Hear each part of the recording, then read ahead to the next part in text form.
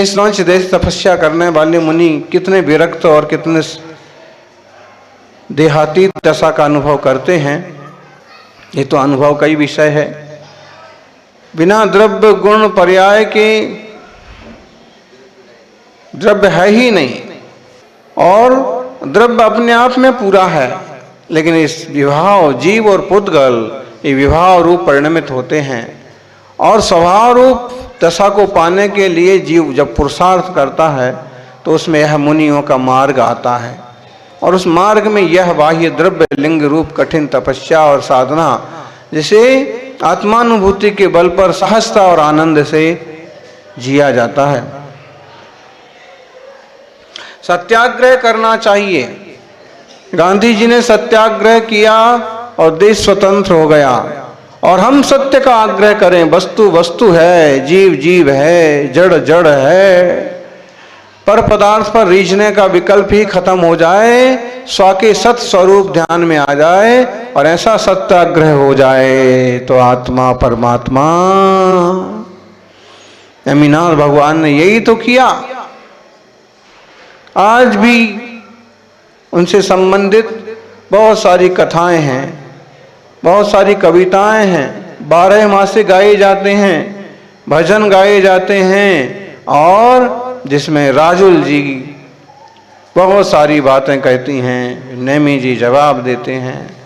अंततः बात ये आती है कि सब कुछ छोड़ करके आत्म कल्याण ही करने योग्य है। किसी की भी संगति करेंगे तो अंततः रोना पड़ना है। संसार में सभी परेशान हैं, अब किसको परेशानी से बचने की सलाह दी जाए? सलाह दे भी दो तो उन्हें साथ दो परेशानी से बचने का। परेशानी से बचने का सही सही मार्ग तो यह वीतरागता वाला मार्ग ही है। ध्यान रखिए, तन की खूबसूरती एक भ्रम है। तन की खूबसूरती तो एक भ्रम है, असल में तो सबसे सुंदर आपका अपना आत्म है। देख लो,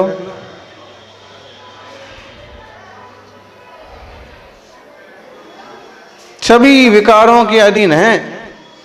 संसार में प्रत्येक जीव तीर्थंकर प्रभु को, नेमिनाथ भगवान को त्रिलोकपति, त्रिलोकीनाथ इसलिए कहते हैं। उनने यूं 3 लोक के लोगों को नहीं जीता, लेकिन 3 लोक को जिसने अपने बस में कर लिया, ऐसे काम विकार को उन्होंने जीता, इसलिए वो क्या कहलाए? त्रिलोकी। काम वासना को कंदर्पस्य उधरोधर्पस त्रैलोक्य विजयार्जिता। और एक श्लोक आता है, मत्ते विकुंभ दलने भुवि संति सूरा केचित प्रचंड मृगराज वधेपि दक्षा किंतु ब्रवीमि बलिनाम परता पुरुषह्य कंदर्प दर्प दलने विरला मनुष्य। वस्त्र आदि का त्याग करना तो तपस्या है, लेकिन फिर भी आसान है। लेकिन विकारों की वृत्तियां खत्म हो तो सच्ची बात है, तो सच्चा कल्याण। सभी जीव लोक में सबसे ज्यादा शक्तिशाली किसको माना जाता है? शेर को। बताओ, ऐसा कौन है जो शेर से नहीं डरता? हम। कोई तत्वज्ञानी होगा जो वस्तु स्वभाव का विचार करके नहीं डरे, नहीं तो एक तरह से सभी डरते हैं। लेकिन बताइए, नहीं, कौन नहीं डरता शेर से? या तो अपन बिल्कुल जानते नहीं उसके बारे में तो नहीं डरेंगे, पता ही नहीं है। लेकिन पता है कि इसके एक पंजे में भैया इतना मोटा, उसका अपने फोटो में दुबले पतले जैसे दिख रहे हैं, पता नहीं छोटे छोटे शेर के फोटो लगाते हैं, क्या करते हैं। असल में तो 300-350 किलो का एकदम बढ़िया हेल्दी वेल्दी बढ़िया, और उसका एक पंजा गाय के पांव से भी मोटा पांव उसका, और चेहरा राजकोट वाले आप में से एक का भी इतना बड़ा चेहरा नहीं है। मतलब अच्छा वो गब्बर शेर होता है, ऐसा फैला हुआ पूरा चेहरा। तो सबसे शक्तिशाली शेर को माना जाता है। लेकिन फिर भी अब प्रैक्टिकली देखा है, शेर भी पहले शेरनी खड़ी हुई, पहले उसने जंगल की तरफ और आगे बढ़ी और शेर उसके पीछे पीछे चला गया। मतलब शेर को भी शेरनी का डर है, उसके पीछे जाना है उसको। राग है, राग आग दहे सदा। देखो ऐसे वो सबके लिए सिंह, सिंह मूल शब्द है हिंस, हिंस से बना सिंह, हिंस हिंसक है। लेकिन हिंसक होने के बाद भी वो अपनी शेरनी को तो नहीं मारता, अपने बच्चों को नहीं मारता। कहीं ना कहीं जीव का जो स्वभाव करुणा है, छोटे रूप में हो लेकिन उसमें है आत्मा ज्ञान आनंद करुणा वात्सल्य का भंडार है। ये विकारों से, ये द्वेष परिणति के विकारों से ऐसी पर्यायें मिल जाती हैं। क्या करें। अब वीतराग प्रभु के लिए तो ये कोई मायने नहीं रखता। इसी पहाड़ पर, इसी ऊंची टोंकों पर ही तो नेमिनाथ हैं। 72 करोड़ 700 मुनिराज, कोटि 72 और 107, 72 करोड़ 700 मुनिराज। तो पहली टोंक पर शायद, आपको तो हमको तो नहीं पता, लेकिन शायद पहली टोंक पर कई वर्षों बाद ऋषभदेव भगवान का मोक्ष कल्याणक मनाया गया होगा। कौन मनाता है? नेमिनाथ ही भगवान का नहीं मना पाते हैं ठीक से, तो उनका तो कैसे। लेकिन एक मनसा रहती थी कि नेमिनाथ भगवान का निर्वाण कल्याणक मनाएंगे, गिरनार जी मनाएंगे।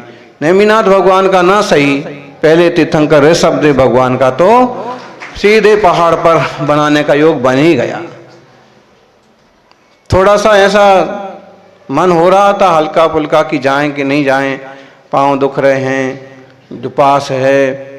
फिर भी देखा कि 2 शेर के बच्चे आ गए, पहाड़ पर जा रहे, तो हमने कहा अपन भी, पहाड़ तो पहाड़ है, कोई वहाँ तुम्हारे लिए चिटाई और ये सब व्यवस्थाएं थोड़ी होने वाली हैं। और एकदम समझ लीजिए एकदम कुछ व्यवस्था ना हो पाए तो रात भर में हवा खराब हो जाएगी। कितनी क्षमता, कितनी शरीर की है। एक अच्छी सी हवा लग जाए तो सर्दी तुरंत निकल पड़ता पानी नाक में से, कान सुन्न पड़ जाते हैं, पांव हाथ सुन्न पड़ जाते हैं। इसलिए बहादुरी उतनी दिखाओ जितना जम सकता है। तो जो भी है, फिर भी अच्छे से साधना हुई। भोर में ऐसा था मानस की एक सीधी यहाँ से 5वीं टोंक की फिर से वंदना कर ली जाएगी बाकी टोंकों की। लेकिन वो तो क्या हुआ, ऐसा पिछले बार भी हुआ था। पिछली बार कौन कौन था साथ में? हाँ, तो ऐसे हुआ कि ऊपर रुके और यही मनसा लेके कि अब पूरी सुबह सब 5 की वंदना करेंगे। तो तब तो दूसरी टोंक तक चले भी गए थे, लेकिन ऐसी जोर की हवा, ऐसी जोर की हवा कि दूसरी टोंक पर ही बैठना पड़ा और वहां से वापस आना पड़ा। क्या लोग कुल्लू मनाली जाते हैं, क्या कश्मीर जाते हैं अगले पगले, यहाँ आके देखो तो क्या मतलब। अगर साधु को तो खैर मौसम से कोई लेना देना नहीं है, ठीक है, जो परिवर्तन हो रहा, लेकिन ये तमाशा भी इन लोग हैं ना, ये आके देखें यहाँ हैं। 4 दिन रुके, 4 दिन में 3 दिन रुके, 3 दिन में 3 मौसम, एक दिन में ही 3 मौसम देखने को मिल जाए। और क्या सनसेट होता है। पहले दिन जब चढ़े तो चंद्रमा जो है नीचे से उग रहा था, सूरज ऐसा पहाड़ है जहां सूरज भी नीचे से उगता है, ऊपर से नहीं उगता। जब 5वीं टोंक पर पहुंच जाओ तो नीचे से उगता है सूरज, ऐसे मालूम पड़ता है कि सूरज नीचे से उग रहा है।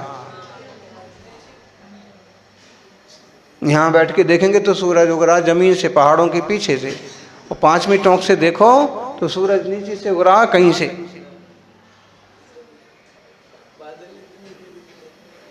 तो ये है, ऐसी अद्भुत भूमि है।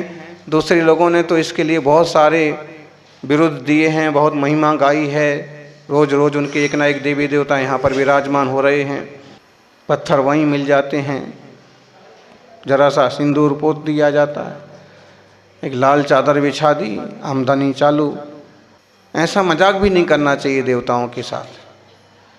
फिर भी सब अपने अपने हिसाब से, अपनी अपनी आस्था से प्रवृत्ति कर रहे हैं।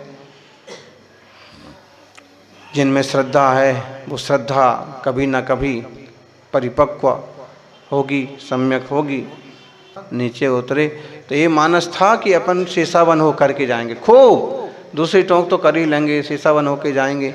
लेकिन बाहर निकले तो फिर वही, आज देवताओं ने जैसे मेघ कुमार देव ने चीटिंग टाइप से की एकदम, और उधर जाएं माने बाहर निकले तो वही पूरा ठंडा ठंडा कूल कूल, ऐसी क्या चीज है? और जैसे ही इधर 20 सीढ़ी मुश्किल से उतरे, 20-25 सीढ़ी भी नहीं उतरे होंगे, और ऐसे जैसे किसी ने पोंछा फेर दिया, तुरंत सूरज निकल आ रहा, तुरंत मौसम एकदम बढ़िया हो गया, सब बादल गायब। मतलब ये साथ सबका अभिप्राय कि आज 5वीं टोंक पर मत जाओ।